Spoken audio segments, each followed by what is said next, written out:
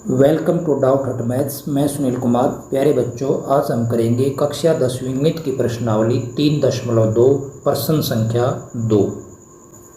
तो चलिए प्रश्न संख्या 2 पर चलते हैं। 2x जमा 3y बराबर 11 और 2x माइनस 4y बराबर -24 को हल कीजिए और इससे m का वह मान ज्ञात कीजिए जिसके लिए y बराबर mx जमा 3 हो। प्यारे बच्चों, बहुत ही इम्पोर्टेंट क्वेश्चन है और परीक्षा के अंदर अक्सर पूछ लिया जाता है। बहुत इजी क्वेश्चन है। तो चलिए इस क्वेश्चन को हम बड़े इम्तिहान से और बड़े ध्यान से करते हैं। 2x जमा 3y बराबर 11, इसको हम मान लेते हैं समीकरण नंबर 1। दूसरा है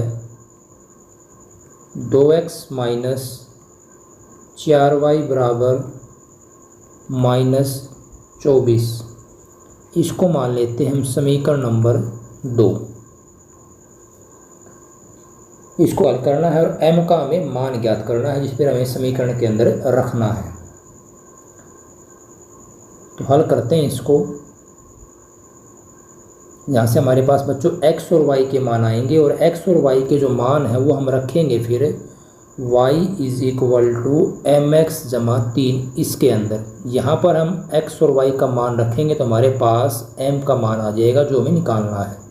तो इसे हम करेंगे उसी विधि से, प्रतिस्थापन विधि से जो हमने पीछे की है, या चाहें तो आप इसको विलोपन विधि से भी कर सकते हैं जो आपके आगे आएगी, लेकिन अभी वो हमारे आई नहीं, वो अगली प्रश्नावली के अंदर है। तो इसको हम पहले प्रतिस्थापन विधि से ही करेंगे। परीक्षा के अंदर आप किसी विधि से कर सकते हैं अगर आपको स्पेशल दिया हुआ नहीं है तो चलिए समीकरण नंबर 1 से हम निकाल लेते हैं x का मान। तो 2x बराबर हो जाएगा 11 माइनस 3y और यहाँ से x का मान हो जाएगा 11 माइनस 3y बटे 2।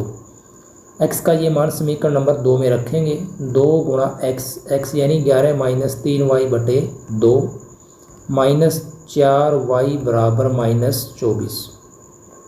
2 से बच्चों 2 कट जाएगा, ये बचेगा 11 माइनस 3y माइनस के 4y बराबर माइनस के 24। तो 11 माइनस ये हो जाएगा 7y बराबर -24। 7y को उधर लेके जाएंगे, इसको इधर ले आएंगे तो हमारे पास 7y प्लस का हो जाएगा। 7y बराबर हो जाएगा 11 प्लस 24 यानी कि 35। और बच्चों यहाँ से y का मान हो जाएगा 35 भाग में 7 यानी कि 5। तो ये y का मान हमारे पास हो जाएगा। y का मान हम समीकरण नंबर 1 में 2 में कहीं पर ही रख सकते हैं या यहाँ पर भी रख सकते हैं।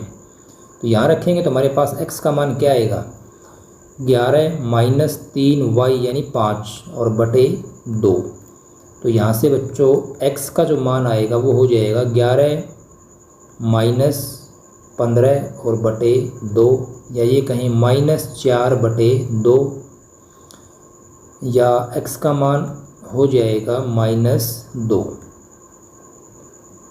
तो x और y दोनों के मान हमने निकाल लिए हैं। अब ये x और y के जो मान है वो हमें यहाँ पर रखेंगे y के अंदर। तो y की जो समीकरण हमारे पास, तो y बराबर mx जमा 3y यानी कि 5 बराबर m गुणा x यानी कि -2। देखो ये यहाँ पर गुणा का निशान है, x नहीं, ये गुणा का निशान है। m गुणा -2 और जमा में 3, क्योंकि यहाँ पर m गुणा ऊपर क्या दिया हुआ है x।